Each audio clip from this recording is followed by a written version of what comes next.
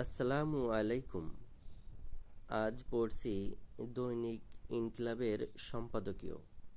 লেখক মোহাম্মদ রায়হান হোসাইন।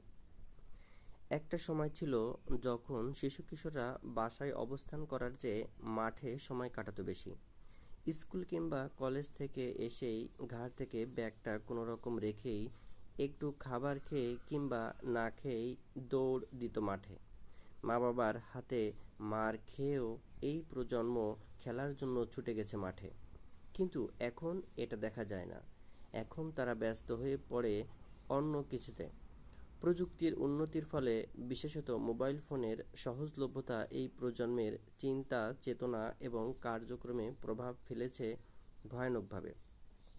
শিশু কিশোররা মোবাইলের প্রতি আসক্ত হয়ে পড়েছে। পথে ঘাটে চোখে পড়ছে সংঘবদ্ধ দলকে পাবজি, ফ্রি ফায়ার ইত্যাদি গেম খেলতে।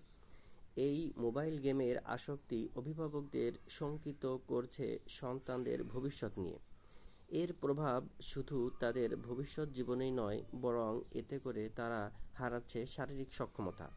চোখের জ্যোতি কমে যাওয়া, ঘুম কম হওয়া, মেজাজ খিটখিটে হওয়া, অন্যের সাথে খারাপ আচরণ করা কিংবা শুক্রাণু কমে যাওয়ার মতো গুরুতর দীর্ঘমেয়াদী অসুস্থতায় পতিত হচ্ছে তরুণ সমাজ। শারীরিক পরিশ্রম না করার ফলে তারা শারীরিক সক্ষমতা হারাচ্ছে, অন্যদিকে মানসিকভাবে হয়ে পড়ছে দুর্বল। এতে করে আমাদের ভবিষ্যৎ প্রজন্ম পতিত হচ্ছে ভয়াবহ হুমকির মুখে।